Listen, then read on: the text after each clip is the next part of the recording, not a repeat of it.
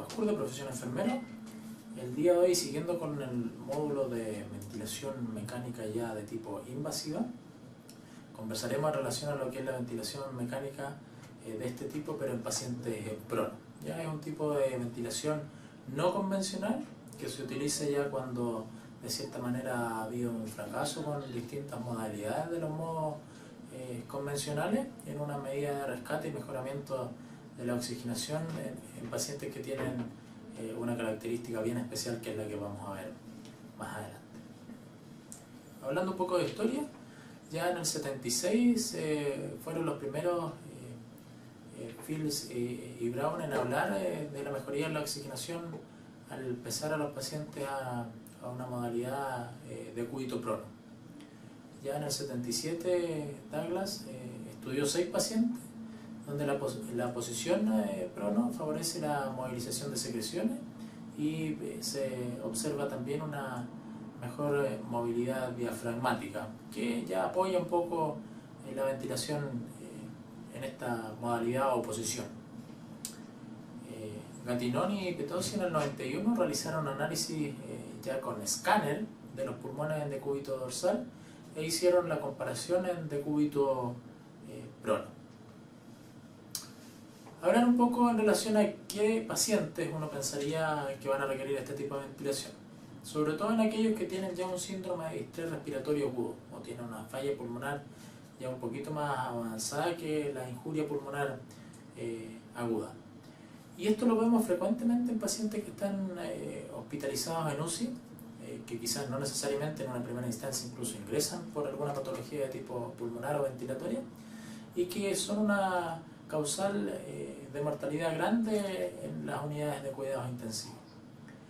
Por lo general se produce un edema pulmonar no cardiogénico, alteración en la relación ventilación-perfusión o un shunt intrapulmonar, o sea, tenemos áreas donde hay buena perfusión, pero no necesariamente buena ventilación, hay un cortocircuito pulmonar, no se produce intercambio gaseoso. Habitualmente nosotros tenemos una porcentualidad bien baja donde se produce este shunt, pero en estos pacientes aumenta. Se produce un deterioro de la oxigenación y una disminución de la compliance o distensibilidad pulmonar. Su origen es secundario a una lesión pulmonar directa, que puede ser por una neumonía o por aspiración, y es producida por una lesión de tipo sistémica. Como yo les comentaba, no necesariamente un paciente puede ingresar por una patología pulmonar o ventilatoria, sino más bien por una falla sistémica a través de sepsis o trauma propiamente tal, no puede conllevar a un síndrome de distrés respiratorio que pudiese llevar a una ventilación en prono, a este tipo de ventilación no convencional. Tiene objetivos terapéuticos como es mejorar la relación ventilación-perfusión, producir un reclutamiento alveolar, es decir, alveolos que estaban colapsados, que estaban con atelectasias, que no se estaban oxigenando, permite la reapertura de los mismos. Permite restituir la capacidad funcional residual y por ende también mejorar la oxigenación. Se utiliza entonces como tratamiento ante la ventilación mecánica de tipo protectora. Se utiliza el PIP o esta presión positiva de final de expiración, es decir, aquella que permanece dentro del alveolo cuando yo exhalo el aire en una ventilación mecánica invasiva, en base a parámetros de seguridad. Ya aquí vamos a empezar ya a conversar sobre parámetros como la presión plató o meseta y el driving pressure o presión diferencial de distensibilidad. ¿Ya? Sirve también como maniobra de reclutamiento, es decir, tratamos de recuperar alveolos que se han visto colapsados. Puede requerir también relajo neuromuscular.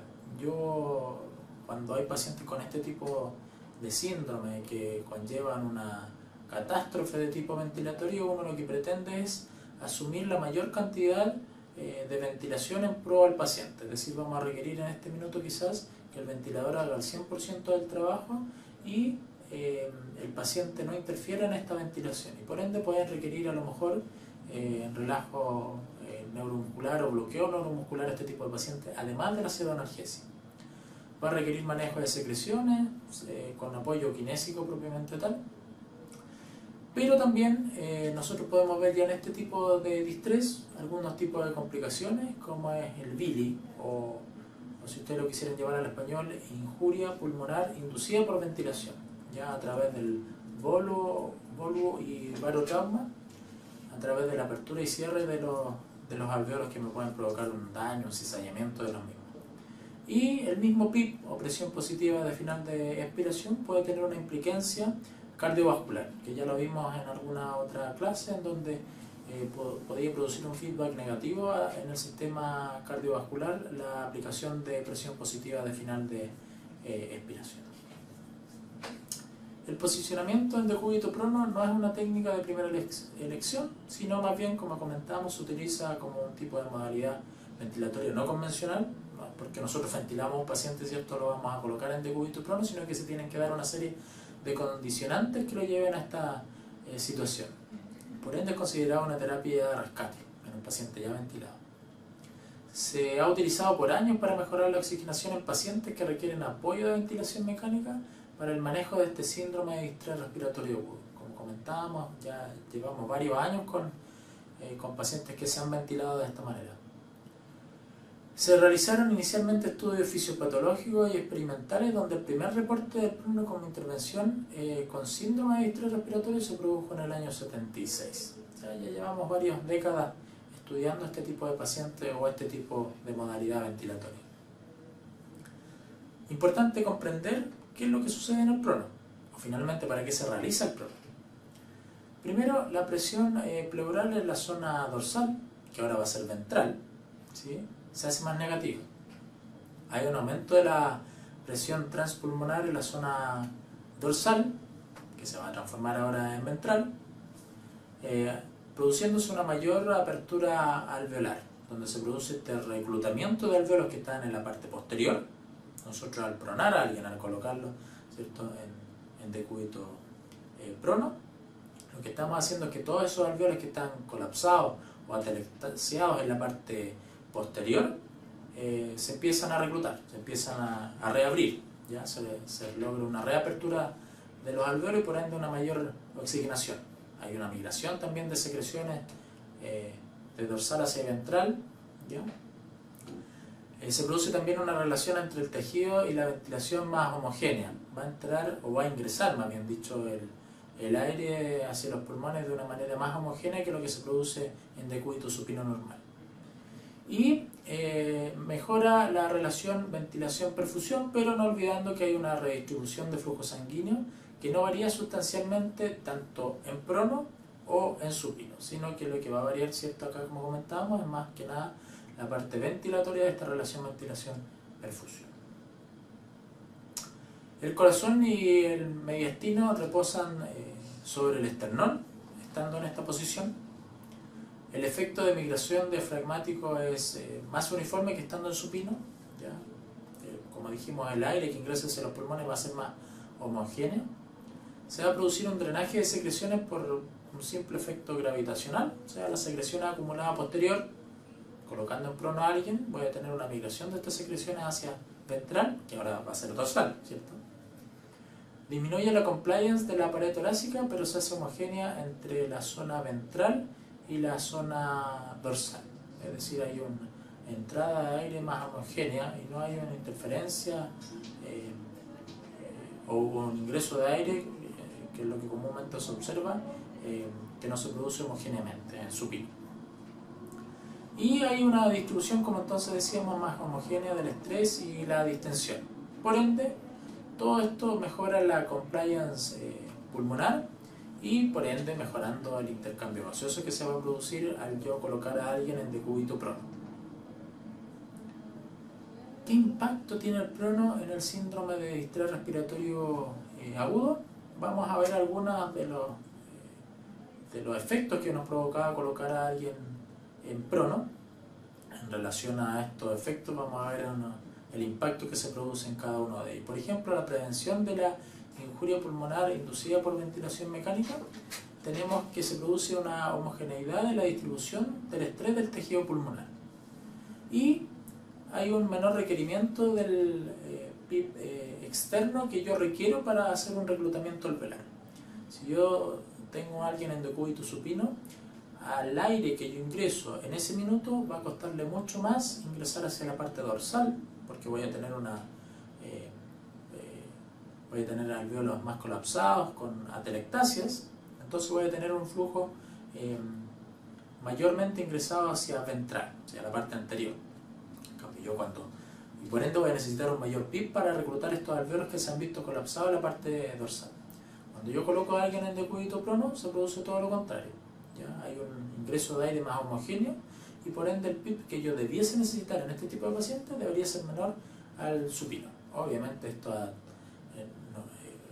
el PIB necesario nos lo dará una serie de mediciones que yo requiero, una serie de control gasométrico y va a variar de paciente en paciente, pero eso es la tendencia que tenemos entre un paciente en ventilación supina y otro en prono.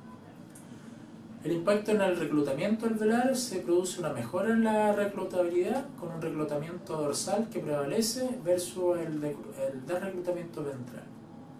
Hay una homogeneidad en la distribución de aire, donde hay una mejora en la compliance de la pared torácica. Cuando hablemos en relación a mediciones que nosotros vamos a hacer en un paciente ventilado, vamos a hablar un poquito en relación a la compliance estática versus la dinámica y comprenderemos un poquito más este punto. En relación a la oxigenación se produce un reclutamiento de tejido perfundido dorsal, donde se mejora la relación ventilación-perfusión en todas las áreas a nivel pulmonar. ¿En qué se traducen todos estos cambios fisiológicos entonces del paciente que nosotros tenemos en prono? Bueno, hay primeros estudios que muestran que hay un aumento en la oxigenación sin impacto en la mortalidad, por ende es una terapia que nos lleva a pensar en que sería útil en aquel paciente que lo necesite. Los primeros estudios se hicieron con tiempos cortos de prono, es decir, entre 24 y 48 horas. Nuevamente se supinaba y eso era el límite para realizar este tipo de ventilación no convencional. Actualmente la verdad esto se ha modificado un poco, se prona hasta que el paciente o el pulmón lo necesite. ¿Ya? También hay estudios en síndrome de distrés respiratorio agudo moderado, en donde se observa que el prono finalmente termina sirviendo más mientras más grave sea este síndrome de distrés respiratorio o mientras más compromiso pulmonar exista. ¿Ya? Entre el paciente más grave esté ventilatoriamente hablando, mayor va a ser el efecto positivo que vamos a lograr con la ventilación en prono. Y también hay estudios sin ventilación mecánica de tipo protectora. ¿Ya? Nosotros hablamos de ciertos rangos de ocupación de VT o volumen corriente para ventilar a este tipo de pacientes, que por lo general termina siendo menor al paciente convencional ventilado post-pabellón en el cual no tiene algún deterioro de tipo ventilatorio.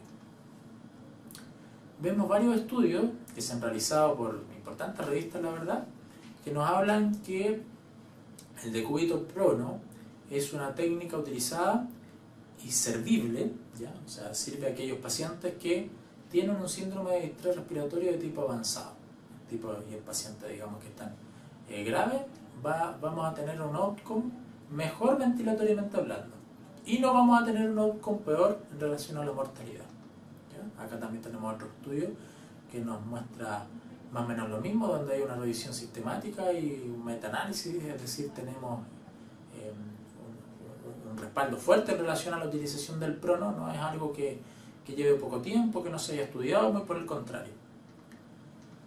Entonces, ¿qué nos dice la evidencia? Que es lo que nosotros debemos basarnos para realizar algunos tipos de terapia, sobre todo en este tipo de pacientes que estamos comentando que tienen una patología ventilatoria ya extremadamente grave. Bueno, mejora la sobrevida significativamente en pacientes con síndrome de distrés respiratorio agudo hipoxémico severo, ¿ya? Al compararlos con pacientes en supino. Es decir, entre más grave el síndrome de distrés respiratorio, mejor le va a ser el decúbito prono. Se seleccionaron pacientes con síndrome de distrés respiratorio agudo grave.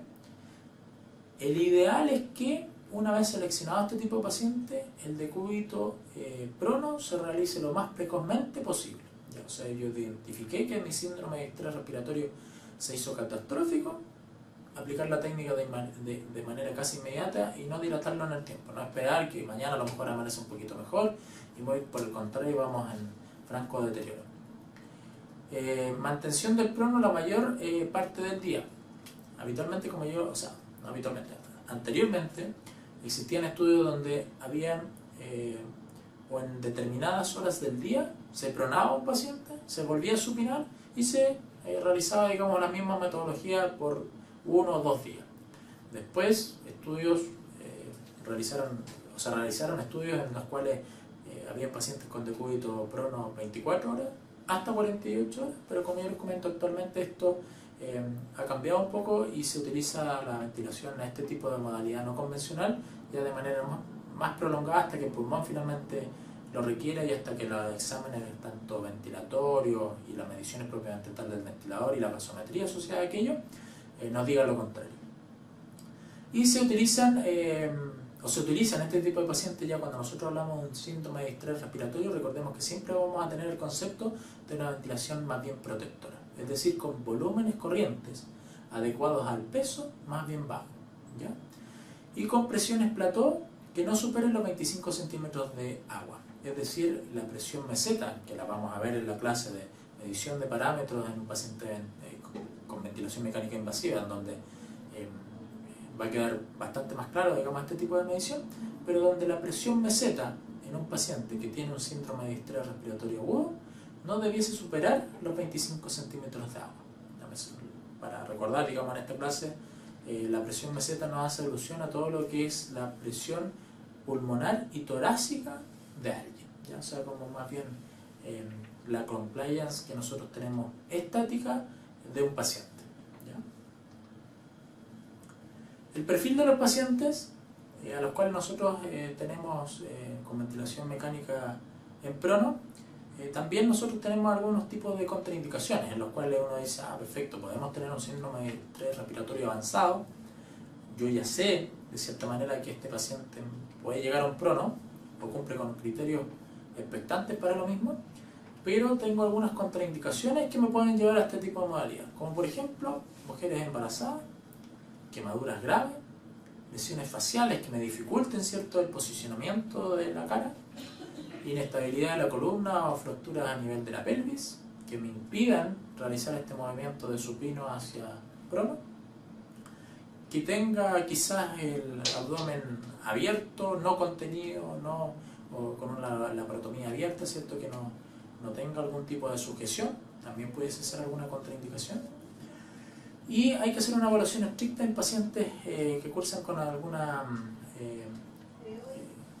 con algún basal, digamos, neurológico o neuroquirúrgico, ¿ya? Donde nosotros vamos a ver los pros y los contras de un paciente según la monitorización o no de la PIC o presión intracraneana, si es que es conveniente este tipo de ventilación en pro del daño que pueda provocar a nivel cerebral, o sea, vamos a tener que llevarlo a una balanza.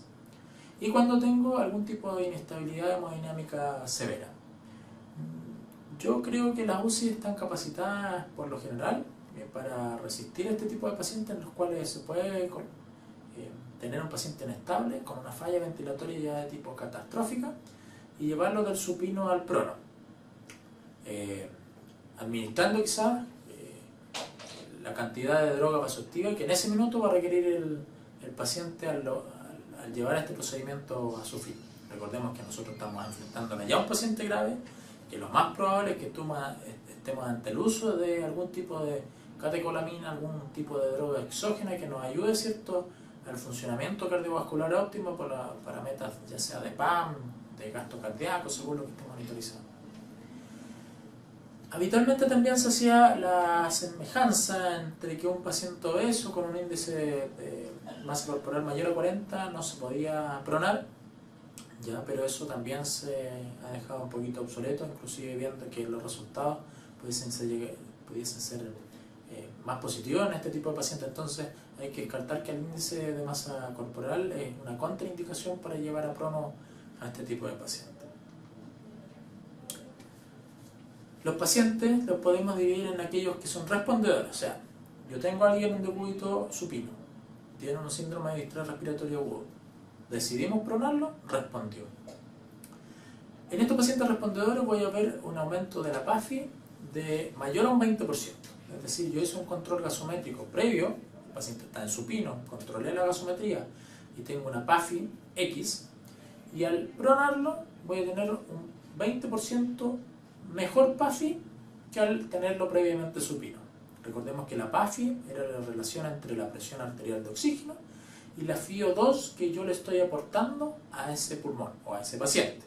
¿Ya? No va a ser lo mismo que si yo tengo una presión arterial de oxígeno en sangre de 100, pero con un aporte de FiO2 al 100%. ¿Cierto? Mi PAFI ahí es 1 a 1, o sea, me va a dar una PAFI de 100 esta relación. O sea, estamos hablando de una falla respiratoria ya de tipo catastrófico. Pero en este tipo de pacientes, como comentamos, entre más graves y aquellos que son respondedores, voy a ver una PAFI consiguiente, estando en decúbito prono, mayor al 20% que el basal, o en la ventilación supina que yo lo tenía. El 60-80% de los pacientes tienden a responder positivamente durante las primeras 4 horas de prono, y cuando hay una mala respuesta inicial, la verdad es un mal predictor. ¿Ya? Si yo tengo una respuesta inicial mala, mi respuesta tardía también se predice que va a ser mala.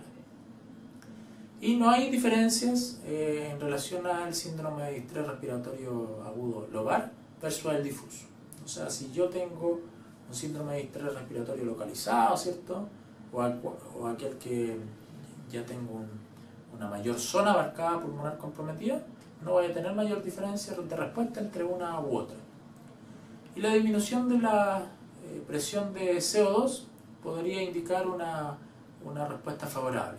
O sea, si yo tengo un paciente con una hipercapnia, lo proné, le controlo gases y tengo un CO2 que viene a la baja, quizás no a la normalidad, pero que viene a la baja, por lo general indica que voy a tener una buena respuesta posterior del prono. O sea, es decir, el prono lo hizo bien. ¿Ya? ¿Qué implicancias tenemos nosotros para el equipo de salud? ¿Ya? ¿Cómo incorporamos el cuidado avanzado en este tipo de pacientes? Bueno, primero nos basamos en la evidencia. O sea, en relación a todo lo que me diga la evidencia, yo debo rescatarlo, asumirlo y aplicarlo. Eso lo debo aplicar a la realidad en la cual estoy. ¿Ya? Recursos humanos, recursos materiales, ventiladores de los cuales dispongo. Muchas veces nosotros tenemos o la complejidad a la cual nos lleva nuestro centro solamente de una ventilación mecánica no invasiva, y por ende en este tipo de pacientes ya requeriré escalonar en la ventilación mecánica invasiva y posteriormente a un decúbito prono. ¿Ya? O sea, requerirá derivación, no, eso va a depender del centro donde yo trabajo. ¿Con qué tecnología me encuentro yo para guiar un poquito el decúbito prono? Y más bien que guiar el decúbito prono, además de la gasometría arterial y parámetros ventilatorios que pueda controlar, requeriré de monitorización con catéter paico, que me va a servir para ver o para observar, ¿cierto?, las aguas intra y extrapulmonares que tendrá el paciente, o el catéter de Swan-Ganz, si es que mi centro dispone de él, o de catéter de arteria pulmonar, más avanzado quizás el Wieland ya de una manera continua. Eso va a depender del centro también de donde yo trabaje. ¿Y de qué otra cosa va a depender, digamos, el manejo que tengamos de nuestro paciente? De la experiencia del personal propiamente tal y del centro mismo.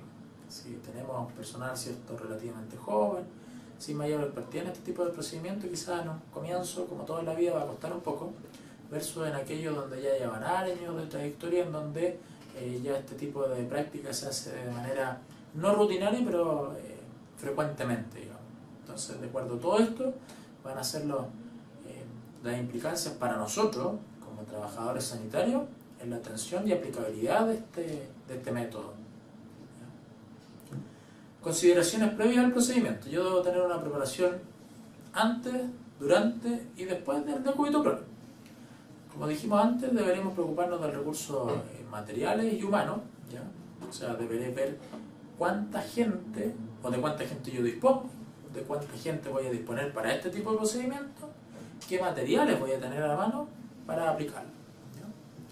Voy a tener que aplicar una logística, voy a tener que tener los cuidados básicos con los elementos invasivos, si es que tengo un catéter venoso central, si es que tengo una línea arterial, los electrodos propiamente tal. Recordemos que en un paciente que está en decúbito supino voy a tener que colocar electrodos superficiales para la monitorización electroencefalográfica ventral, y cuando lo coloque en paciente o tenga un paciente en prono, los electrodos, por ejemplo, van a quedar en la parte dorsal, que en un paciente prono se va a transformar en su parte ventral, ¿ya?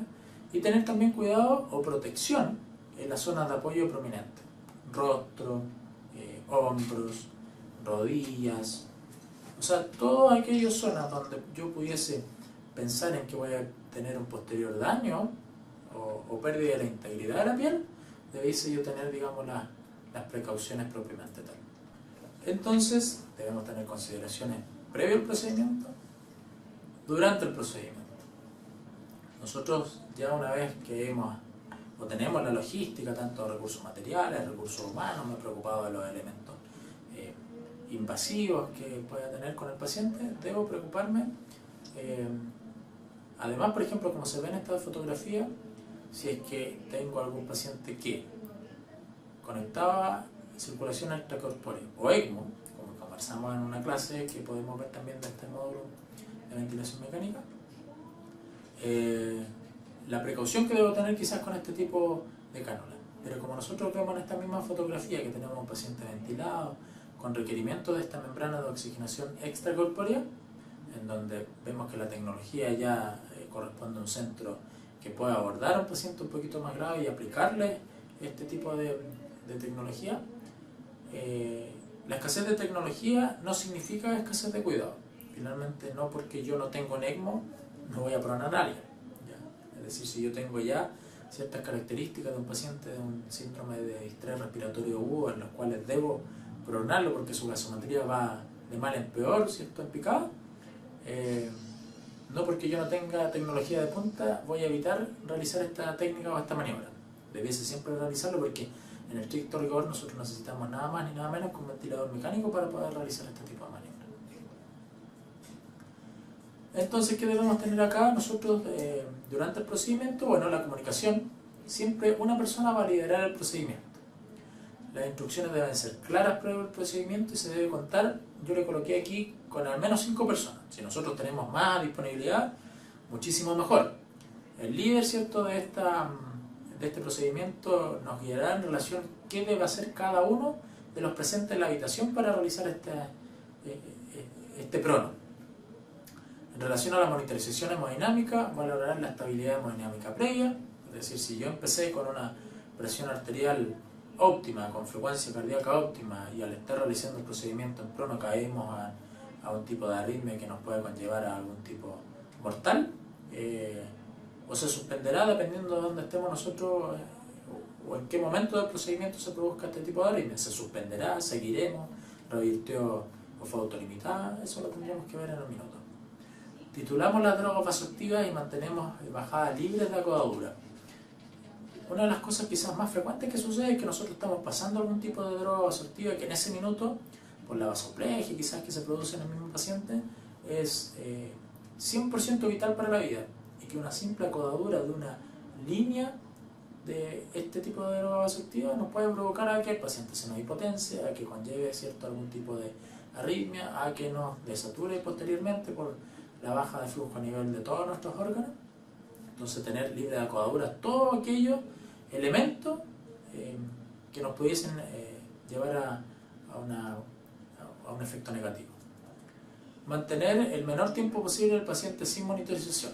Muchas veces la desconexión de uno u otro, nosotros tenemos todo arreglado, se nos desconectó justo la línea arterial, el transductor, ¿cierto?, se me quedó por un lugar distante en donde no había nadie justo en ese minuto, pero la idea es que esto no suceda más que allá un par de segundos, porque tanto la saturación, línea arterial, monitorización electrocardiográfica son sumamente importantes para ver cómo está respondiendo nuestro paciente a este cambio que le estamos produciendo, tanto cardiovascularmente hablando, ventilatoriamente hablando, ¿ya?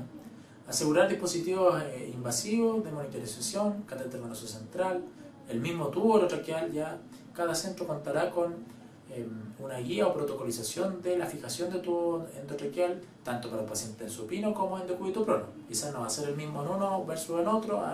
En el paciente en decúbito supino hay unas fijaciones muchas veces que son siliconadas, estándar, que no se mueve más que la rotación del tubo propiamente tal, pero que eso me puede llevar a una lesión de la piel si es que ese mismo lo utilizo, digamos, en decúbito prono, y tendré que cambiarla quizás en su momento previo al realizar este tipo de procedimiento.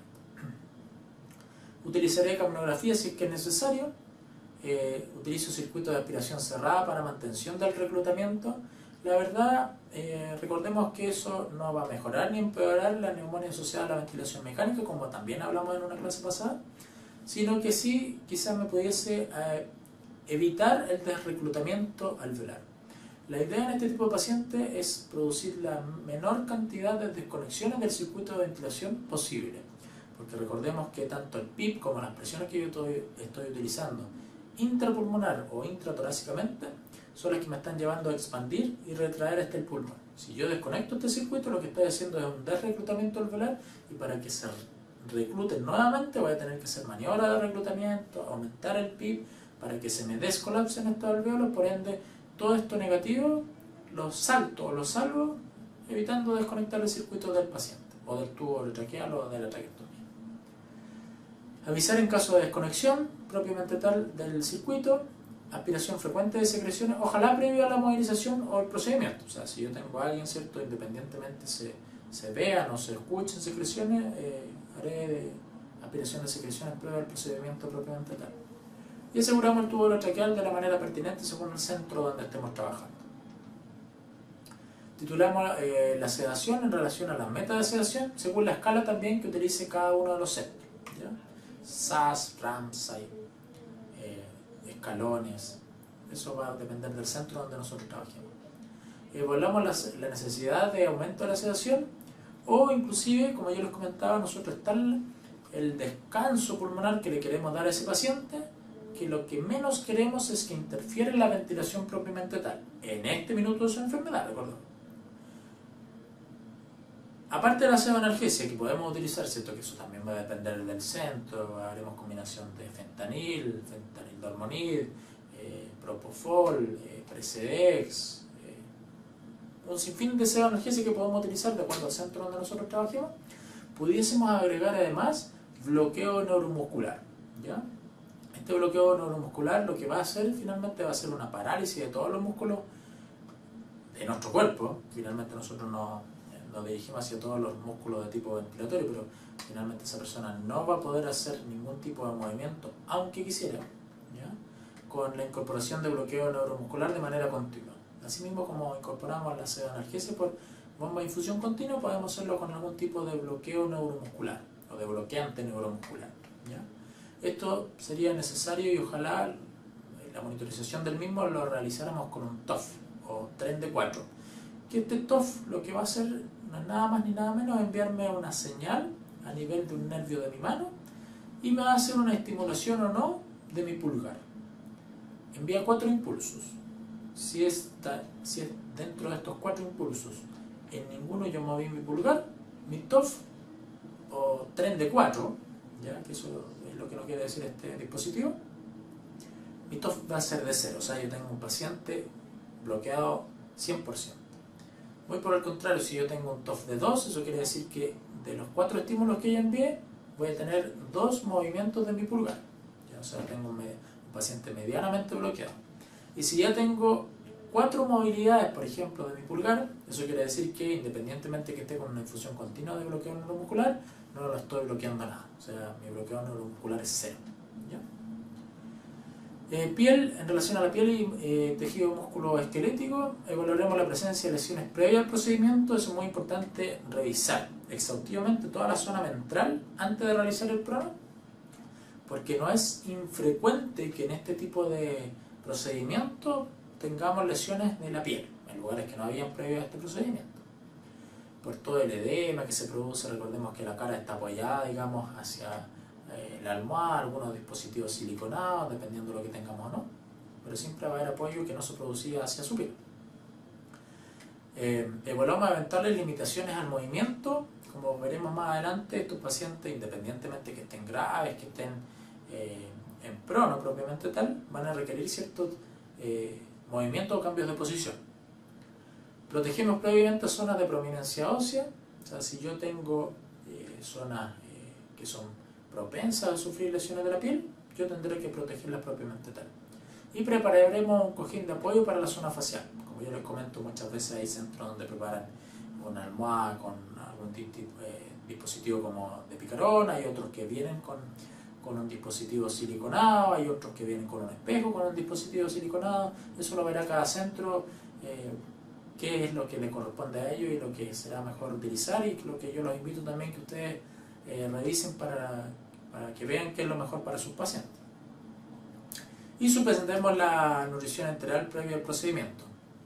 Si que nosotros tenemos a alguien que está en ventilación mecánica, recordemos que para evitar translocación bacteriana, qué sé yo, no es infrecuente que tengamos, y muy por el contrario, es súper frecuente que tengamos un paciente ventilado y que se está alimentando por ya sea sonda nasogástrica o nasoenteral. Esta la deberemos suspender previamente al procedimiento con la aspiración propiamente tal de la sonda, para evitar que tengamos un reflujo o un vómito cuando estemos en el procedimiento o después del mismo. ¿Qué cuidados debemos tener posteriores a nosotros el procedimiento? Como podemos ver acá, nosotros ya tenemos un paciente que está en decúbito prono y con una posición de crawl, que es, o como se me llama esta posición de crawl, se asimila a lo que es la posición del nadador. Esto se hace para liberar ciertas zonas a nivel pulmonar, abdominales también, que pueden llevar a una sobredistensión pulmonar, donde colocamos un brazo hacia arriba, la cabeza lateralizada hacia uno de los lados, como podemos ver aquí en la fotografía, y con una de las extremidades también apuntando hacia arriba. Almohadas, ¿dónde colocamos? Interescapulares, a nivel de la pelvis, y como nosotros podemos ver ahí en las extremidades inferiores. La idea es que siempre se haga a nivel abdominal, una zona que se produzca, digamos, convexa entre escápulas y pelvis. Entonces este tipo de pacientes, después ya una vez realizado el procedimiento, requerirá una ventilación mecánica más bien protectora, o sea, con 6 ml por kilo de peso de BT o menos, inclusive dependiendo la gasometría arterial.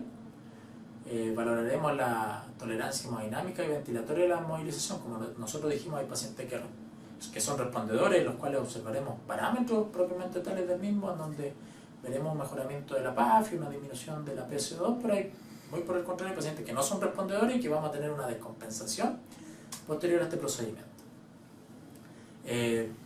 La posición que nosotros debemos tener es un Trendelenburg, pero de tipo invertido. O sea, nosotros tenemos la cabeza, los pies, ¿cierto? Esto ya estamos en decúbito prono, con un graduaje de aproximadamente menos 10 grados, aprox. Con eso nosotros quedamos con un Trendelenburg invertido, que favorece también la evacuación de secreciones. Evaluamos entonces la sedación que tenga ya nuestro paciente según la indicación previamente tal, mediante SAS, TOF o VIS cada 4 horas. Nosotros, si tenemos a alguien sedado con sedoanalgesia, podemos hacer la medición de sedoanalgesia según la escala de cada centro, SAS, Ramsay, según escalón. Eso va a depender del centro donde nosotros trabajemos. Pero como yo les comenté, va a ser muy difícil evaluar según este tipo de escala la sedoanalgesia en un paciente que esté con bloqueo neuromuscular. Porque yo puedo administrarle a alguien bloqueo neuromuscular sin tener sedoanalgesia, o sea, tener 0 sedación, y ese paciente no va a mover nada, no va a mover ni los párpados. Entonces va a ser muy difícil poder evaluar con la administración del bloqueo neuromuscular, que ese sí lo puede realizar con el TOF, qué sedación o qué sedoanalgesia o qué tan dormido tengo ese paciente en ese minuto. Sería muy mal y feo, creo yo, tener a alguien con bloqueo neuromuscular pero sin tipo de sedoanalgesia, o sea, vamos a tener un paciente despierto pero que no puede mover ni un párpado. Entonces tenemos que hacer la mezcla entre el bloqueo neuromuscular, que lo voy a monitorizar con el TOF o 34 mediante esta serie de 4 impulsos que yo les decía, pero como no puedo evaluarlo según ningún tipo de escala independiente del centro en el cual trabaje, sería muy positivo, digamos, que yo utilice una monitorización que se llama VIS. Si yo no la tengo en mi centro, sería muy interesante que ustedes ahondaran un poquitito, pero es el Bispectral Index. Y finalmente lo que me termina midiendo esto, a través de un cintillo, no es ningún tipo de monitorización invasiva, es un cintillo que se coloca a nivel frontal,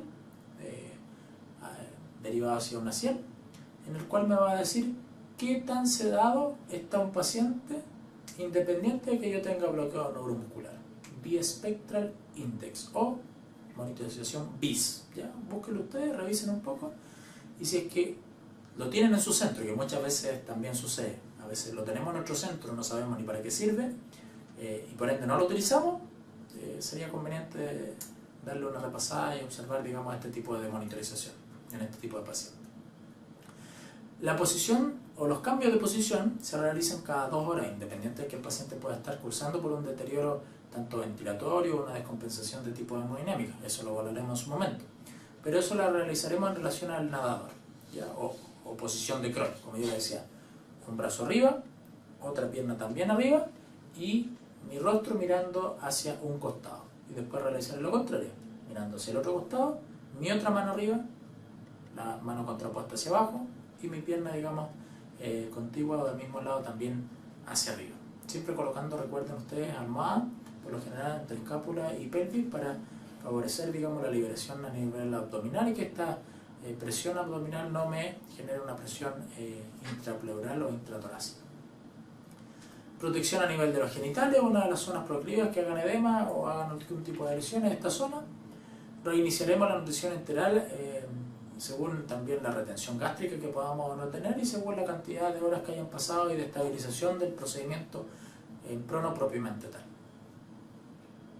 Valoraremos la aparición de úlceras por presión y suele ser, yo diría, no tan infrecuente por los mismos edemas que se producen y por zonas de apoyo que habitualmente no se ven presionadas, digamos, como en la zona ventral.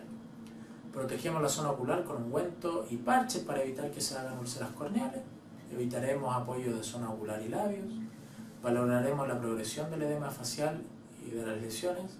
Tendremos precaución en la movilización de extremidades, ya que no provoquemos alguna lesión de plexo.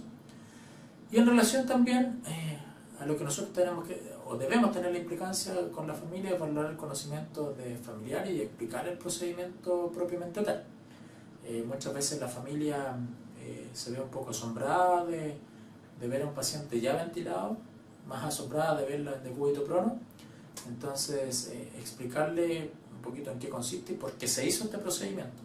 Y favorecer el acompañamiento familiar propiamente tal, para quitar la angustia. En algunos centros, cierto que ya estamos con el tema de la UCI con H de humanización propiamente tal, en el cual no se ve o se está tratando de aumentar la cantidad de tiempo en el cual la familia pasa con el paciente propiamente tal, lo cual quita la angustia tanto para el paciente, aunque no lo crean, para el personal de salud también, porque son inclusive menos requirientes de lo que uno ve con lugares donde tienen tiempos acotados, en los cuales son un poquito reacios a este tipo de interacción familia-paciente y familia-equipo de salud. Evitamos acudadora del circuito y bajada de bomba, presencia siempre de enfermeros frente a cualquier tipo de procedimiento y dependiendo de qué tipo de maniobra se va a realizar, el ente competente que debe estar presente, kinesiólogo, médico, técnico paramédico, qué sé yo, tecnólogo médico, alguna radiografía de tórax, no lo sé. Valorar fijación del tubo orotraqueal y cambio según necesidad. Para evitar el desplazamiento, muy importante va a ser que previo también al decúbito prono yo visualice a cuántos centímetros de la arcada dentaria quedó el tubo. O sea, si está en 24 previo al prono, debe estar en los mismos 24 posterior al procedimiento. Diferir procedimientos que pudiesen ser realizados en supino, no, una vez que yo tengo ya un paciente en prono, evitaré quizás de ir posteriormente a escáner, muy probablemente lo haré antes y después realizaré el decúbito prono. Acá yo les dejo una guía, la verdad. Esto no es una receta en la cual yo he hecho 2 cucharadas de harina por una de azúcar y otra de aceite, sino que muy por el contrario, esto lo adaptaré yo de acuerdo al centro donde trabaje, de acuerdo al paciente con el cual me enfrente, de acuerdo al recurso humano, materiales, tecnología que comentábamos en un inicio. Pero se lo dejo entre comillas para que lo revisen, quizás lo tomen, les sirva y lo acomoden al centro donde ustedes están trabajando o puedan trabajar. También hay un check post procedimiento en relación a cada una de las cosas que yo debo revisar. Posteriormente coloqué a alguien en decúbito prono. Hay muchas cosas que uno como yo les comentaba, en un centro sin tanta experiencia pudiese servir más este tipo de tips, en otros con más experiencia hay muchas cosas que también se pueden ir, si es que yo no tengo esta cartilla, entonces es muy recomendable que uno lo hiciera. Como yo les digo, esta es son cartillas, digamos, que yo le entrego, pero de manera que ustedes revisen y adecúen a su centro hospitalario. No quiere decir que sea una cosa estructurada que lo tienen que aplicar para todos los pacientes y en todos los centros hospitalarios. Eso lo verán ustedes y es lo bonito, digamos, de que ustedes revisen también. ¿Qué complicaciones puede tener con el prono? Ya hemos hablado como de todo lo bueno y quizás los cuidados que yo pueda tener del prono propiamente tal, pero esto también produce complicaciones. Puedo tener desplazamiento, retiro de elementos invasivos, por lo general catéteres. Si es que yo tengo algún tipo de drenaje pleural, estoy en decúbito prono, va a ser muy difícil que yo pueda visualizar este drenaje pleural y me voy a dar cuenta recién cuando hay una descompensación ventilatoria, una radiografía de tórax que me señala un neumotórax, no lo sé, pero debemos tener mucho cuidado con eso. También se producen extubaciones por desplazamiento del tubo urotraqueal, por la quizás mala fijación. Yo diría que eso es una cosa fundamental previo a al procedimiento de prono o a este tipo de ventilación, que yo fije bien el tubo urotraqueal para que este no se me desplace, ni se introduzca tampoco más de lo que estaba.